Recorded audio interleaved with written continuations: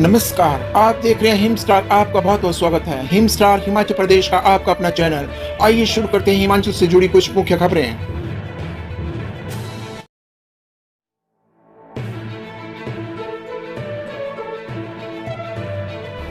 कर्नाटक में जीत पर प्रतिभा बोली, देश के अन्य राज्यों में भी जीत का परचम लहराएगी कांग्रेस। प्रदेश कांग्रेस अध्यक्ष एवं सांसद प्रतिभा सिंह ने कर्नाटक में कांग्रेस की शानदार जीत पर खुशी जताई है। उन्होंने कांग्रेस के राष्ट्रीय नेतृत्व मल्लिकार्जुन खड़गे, सोनिया गांधी, राहुल गांधी और प्रियंका गांधी सहित अन्य नेताओं को बधाई दी है। उन्होंने कहा कि कर्नाटक की जीत ने सभी पार्टी कार्यकर्ताओं का मनोबल बढ़ाया है। देश के अन्य राज्यों में भी कांग्रेस अपनी जीत का परचम लहराएगी। प्रतिभा ने कर्नाटक विधानसभा चुनाव परिणामों पर अपनी प्रतिक्रिया देते हुए कहा कि लोगों ने भाजपा की ध्रुवीकरण की राजनीति को पूरी तरह ठुकरा दिया है। हिमाचल के बाद कर्नाटक में कांग्रेस की शानदार जीत से साबित हो गया है कि देश में भाजपा के खिलाफ हवा चल पड़ी है। अखिल भारतीय कांग्रेस कमेटी के प्रवक्ता एवं ठियोग से विधायक कुलदीप राठौर ने कर्नाटक विधानसभा चुनाव में कांग्रेस की जीत पर खुशी जताई है। कहा कि हिमाचल से शुरू हुआ जीत के सिलसिला अब रुकने वाला नहीं है। उन्होंने कांग्रेस के राष्ट्रीय नेतृत्व मल्लिकार्जुन खड़गे, सोनिया गांधी, राहुल गांधी, प्रियंका गांधी सहित सभी नेताओं को बधाई दी है। राठौर ने शनिवार को दिल्ली अखिल भारतीय कांग्रेस कमेटी मुख्यालय में पूर्व राष्ट्रीय अध्यक्ष राहुल गांधी से मुलाकात की। राठौर ने कर्नाटक के मतदाताओं का भी आभार जताया।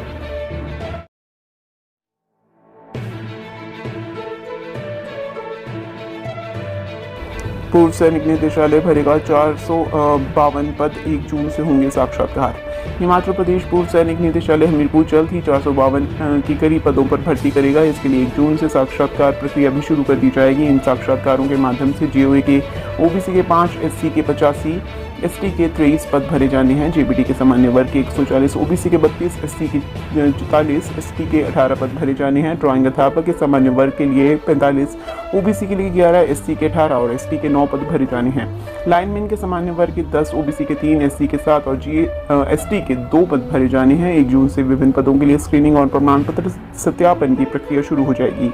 इस प्रक्रिया में पूर्व सैनिक, दिव्यांग सैनिक और शहीद हुए सैनिकों की विधवाओं और आश्रितों को शामिल किया जाएगा। जेबीटी शिक्षकों के पदों के लिए 1 जून को, लाइनमैन एंड इलेक्ट्रीशियन के पदों के लिए 12 जून और ड्राइंग अध्यापक के लिए 21 जून को स्क्रीनिंग ली जाएगी और प्रमाण पत्र स्थापित किए जाएंगे। इसके लिए सभी उम्मीदवारों को पूर्व सैनिक निदेशालय की रोजगार विंग में सुबह 10 बजे अपनी उपस्थिति दर्ज करवानी है। प्रमाण पत्रों की चेकिंग प्रक्रिया 10:30 बजे से दोपहर 1:30 बजे तक निर्धारित की गई है। सभी उम्मीदवारों को पहले अपना पंजीकरण करवाना होगा। वहीं पूर्व सैनिक निदेशालय की वेबसाइट पर भी यह जानकारी उपलब्ध करवा दी गई है। इस बारे में पूर्व सैनिक निदेशालय के रोजगार विभाग के अधिकारी रविंद्र ने कहा कि विभिन्न पदों के लिए साक्षात्कार प्रक्रिया शुरू की जाएगी। इस प्रक्रिया में प्रदेश भर के पूर्व सैनिक, दिव्यांग सैनिक और शहीद हुए सैनिकों की विधवाओं और आश्रितों को शामिल किया जाएगा।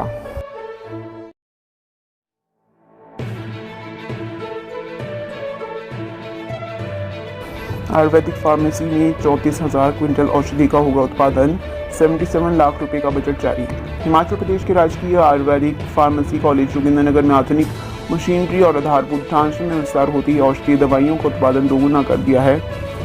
इसके लिए अनुमानित 77 लाख का बजट जारी हुआ है। कच्चे माल की आपूर्ति भी शुरू हो गई है। इस बार 33,716.7 क्विंटल आयुर्वेदिक औषधियों के निर्माण का लक्ष्य फार्मेसी को मिला है। पिछले साल 18,650 किलोग्राम औषधियों का निर्माण हुआ था। फार्मेसी के अधिकारियों के अनुसार इस बार भी जीएमटी के तहत गुड मैन्युफैक्चर दवाइयों के निर्माण के लिए अनुमानित 77 लाख के बजट को स्वीकृति मिल गई है। फार्मेसी की प्रभारी डॉक्टर नीलम ने बताया कि 10 विभिन्न प्रकार के औषधीय दवाइयों का निर्माण होगा। कोरोना काल में बढ़ते संक्रमण और दवा निर्माण में 100% हाइजीन के उद्देश्य से केंद्रीय आयुष मंत्रालय ने आयुर्वेदिक पद्धति में प्रयोग होने वाली विस्तृत गाइडलाइन को ध्यान में रखते हुए पिछले साल 18,650 किलो औषधीय दवाइयों के निर्माण में सफलता हासिल की है। ऐसे में इस बार दोगुना दवाइयों के निर्माण में बढ़ोतरी हुई है। उन्होंने कहा कि करीब 2 करोड़ आयुर्वेदिक फार्मेसी के आधारभूत ढांचे को सुदृढ़ कर यहां जीएमटी के अनुरूप स्थापित मशीनरी पर करीब 50 लाख खर्च किए जाएंगे।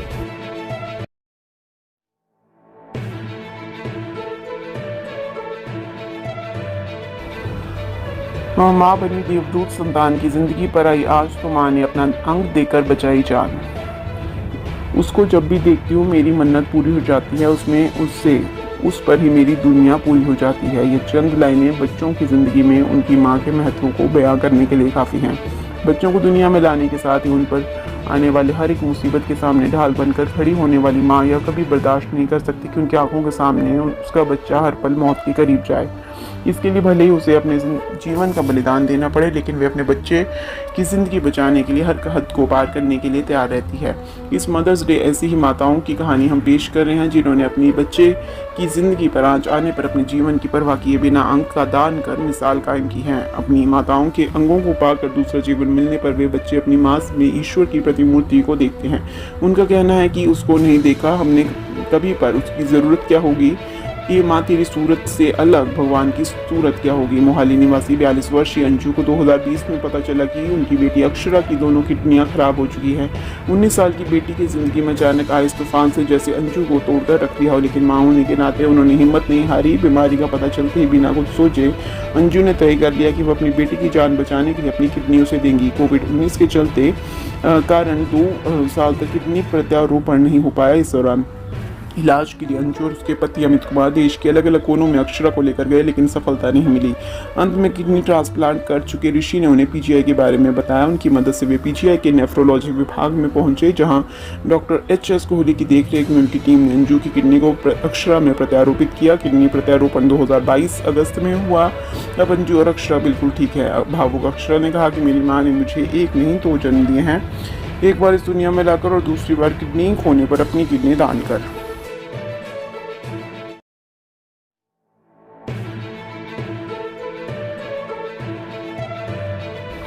भवन की बेसमेंट खोलकर पार्किंग बनाने के लिए बनेगी नीति, हजारों को मिलेगा लाभ।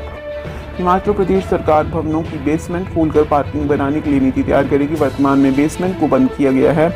अब सड़क के साथ बने भवन मालिकों को यह राहत दी जा रही है। नगर निगम शिमला चुनाव के दौरान कांग्रेस पार्टी ने जनता से बेसमेंट को पार्किंग बनाए जाने का वायदा किया था। इसको लेकर अधिकारियों ने मंत्रणा शुरू कर दी है। टाउन एंड कंट्री प्लानिंग विभाग की ओर से इसके नियम तैयार किए जाएंगे।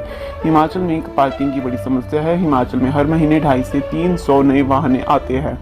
पार्किंग न होने से लोग सड़क के किनारे वाहन खड़े करने को मजबूर हैं। इससे जहां लोगों के चालान हो रहे हैं, वही लोगों को भी पैदल चलने में दिक्कतें पेश आ रही हैं। शहरी क्षेत्रों में जगह की कमी के चलते पार्किंग के निर्माण में दिक्कतें पेश आ रही है। हालांकि पूर्व भाजपा सरकार ने भी सड़क के साथ बने भवन मालिकों को लोहे की अस्थायी पार्किंग बनाने का फैसला लिया था। यह पार्किंग भवन के सेटबैक पर बननी थी, लेकिन यह जगह कम पाई गई। उद्योग मंत्री हर्षवर्धन चौहान ने कांग्रेस भवन में जनता को आश्वस्त किया था कि सरकार जल्द बेसमेंट खोलकर वाहनों को खड़े करने के लिए पार्किंग की सुविधा की अनुमति देगी।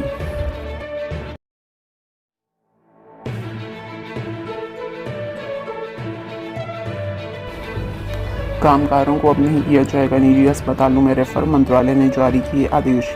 कर्मचारी राज्य बीमा निगम के अस्पतालों में पंजीकृत मरीजों को अब गंभीर बीमारी होने पर भी निजी अस्पतालों में रेफर नहीं किया जाएगा। उन्हें सरकारी अस्पतालों में ही अपना इलाज करवाना पड़ेगा।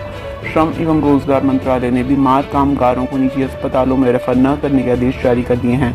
आदेशों के तहत अब हजारों कामगारों और उनके आश्रितों को बीमारी के दौरान सरकारी चिकित्सा संस्थानों में ही उपचार के लिए रेफर किया जाएगा। निगम के मुख्यालय की ओर से क्षेत्रीय कार्यालय बद्दी को पत्र जारी किया गया है, जिसमें कहा गया है कि अब सरकारी संस्थानों में ही ईएसआई में पंजीकृत कामगारों को भेजा जाए।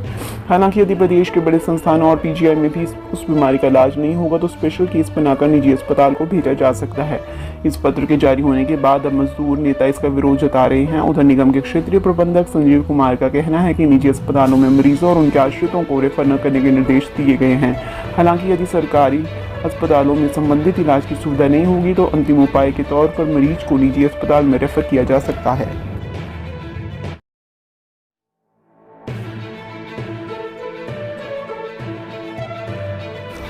दिल्ली में 1800 रुपये डिब्बे के रिकॉर्ड रेट पर बिकी शिमला की चेरी, बागबान गदगद। शिमला की चेरी को दिल्ली की आज़ादपुर मंडी में इस सीज़न के रिकॉर्ड रेट मिले हैं।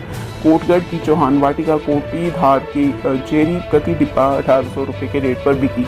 इस सीज़न का अब तक का यह रिकॉर्ड रेट है। बागवान हरि सिंह चौहान के बेटे सूरज चौहान ने बताया कि मर्चेंट और ड्यूरो न्यूरो किस्म की चेरी के 42 पैकेट दिल्ली भेजे थे। मांग अधिक होने के चलते चेरी को अच्छे रेट मिले। सूरज चौहान ने बताया कि उनके बगीचे में चेरी की आधुनिक किस्मों के करीब 100 पेड़ हैं। इस साल सामान्य के मुकाबले सिर्फ 30% ही फसल है। सीजन में अब तक 375 पैकेट बेचे हैं। शनिवार को सबसे अच्छे रेट मिले। अभी करीब 150 पैकेट बेचने बाकी है। आज़ादपुर मंडी के MS Mahendra Singh Satyapal Singh and company के संचालक मनमीत सिंह ने बताया कि चेरी की फसल कम होने के कारण मांग अधिक होने से अच्छे रेट मिल रहे हैं। कोटगढ़ के बागवान की चेरी का साइज बहुत बढ़िया था और डार्क ब्राउन रंग के कारण खरीदार ने इसके रिकॉर्ड के रेट दिए। पारदर्शी पैकेट में क्वालिटी साफ दिखने से भी चेरी को रिकॉर्ड 1800 रुपये रेट मिले हैं। गुरुग्राम के बड़े मॉल में यह चेरी 2100 से 2200 रुपये तक बिकेगी।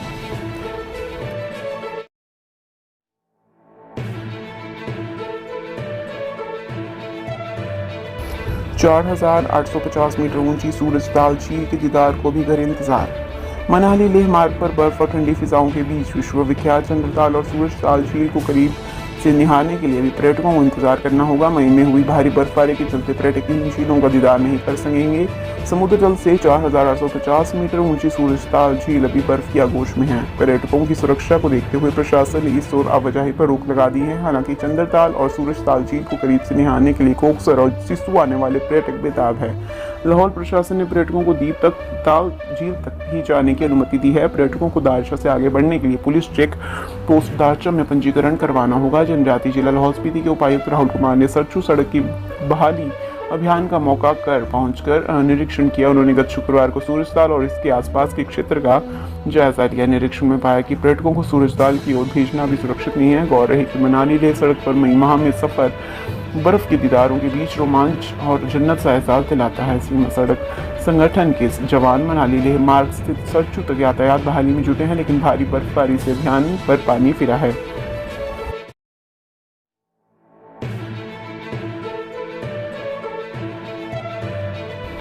धर्मशाला में ऋषि धवन और आकाश वशिष्ठ पर रहेगी हिमाचली क्रिकेट प्रेमियों की नजर। HPCA स्टेडियम धर्मशाला में 17 और 19 मई को प्रस्तावित IPL मैचों के दौरान हिमाचल क्रिकेट प्रेमियों की नज़र पंजाब किंग्स की ऋषि धवन और राजस्थान रॉयल्स के आकाश वशिष्ठ पर रहेगी। मैदान में पहुंचने वाले हिमाचली दर्शक इन दोनों खिलाड़ियों को मैच के दौरान अपनी अपनी टीम में खेलते देखना चाहेंगे।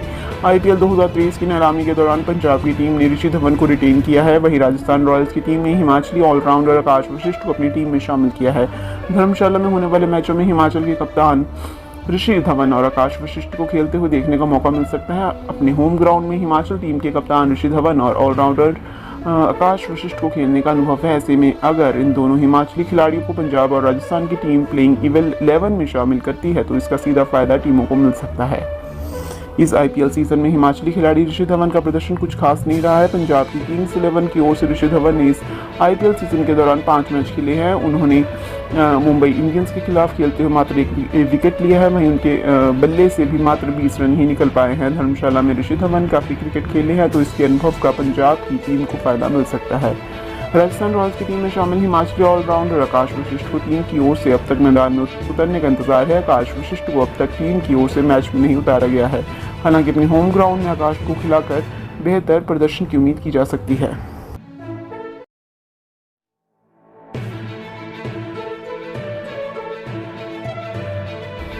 IPL मैचों में दिल्ली और चंडीगढ़ से गग्गल का हवाई किराया पहुंचा आसमान पर। इंडियन प्रीमियर लीग के धर्मशाला स्टेडियम में 17 और 19 मई को होने वाले क्रिकेट मैचों के चलते दिल्ली और चंडीगढ़ से गग्गल हवाई अड्डे तक आने का हवाई किराया आसमान पर पहुंच गया है। चंडीगढ़ से गग्गल हवाई अड्डे तक के 1 घंटे के सफर के यात्रियों को 7,440 रुपये चुकाने पड़ रहे हैं। इसी तरह दिल्ली से गग्गल के लिए भी हवाई किराया 24,000 रुपये तक पहुंच गया है। धर्मशाला में होने वाले मैचों ने जहां स्थानीय होटल कारोबारियों और दुकानदारों को उम्मीदों के पंख लगा दिए हैं, वहीं दिल्ली और चंडीगढ़ से कांगड़ा स्थित गग्गल हवाई अड्डे के हवाई किराए में भी वृद्धि हुई है। आमतौर पर 2400 रुपये के आसपास रहने वाले चंडीगढ़ गग्गल हवाई रूट पर यात्रियों को IPL मैच के चलते 7,440 रुपये 13 मई तक के शेड्यूल के तहत चुकाना पड़ेगा। हालांकि इसमें मैच नज़दीक आते आते और इजाफा भी हो सकता है। बुकिंग साइट मेक माई ट्रिप के अनुसार मौजूदा समय में बुकिंग पर 17 मई को 7,440 रुपये किराया वसूला जा रहा है। वहीं दूसरी ओर अभी तक 19 जून को इसी रूट पर किराया 5,760 रुपये दर्शाया जा रहा है। इसके अलावा यही हाल राजधानी शिमला से गग्गल आने वाली उड़ानों का है। 17 मई को सुबह के समय दिल्ली से गग्गल की उड़ान भरने वाले जहाज़ों में किराया सामान्य है, लेकिन 7:30 बजे के बाद कांगड़ा आने वाली उड़ानों का किराया 24,000 रुपये तक पहुँच गया है। वहीं 19 मई को आने वाली उड़ानों में भी सुबह की फ्लाइटों में कम दिन ढलने के साथ होने वाले उड़ानों के किराए में भी बढ़ोतरी आंकी गई है। मौजूदा स्थिति में 19 मई को किराया 6,006 रुपये से लेकर 15,262 रुपये तक दर्शाया जा रहा है, जो कि मैच का समय नज़दीक आते आते बढ़ सकता है। हिमाचल की हर खबर पाने के लिए हिम स्टार से जुड़ें।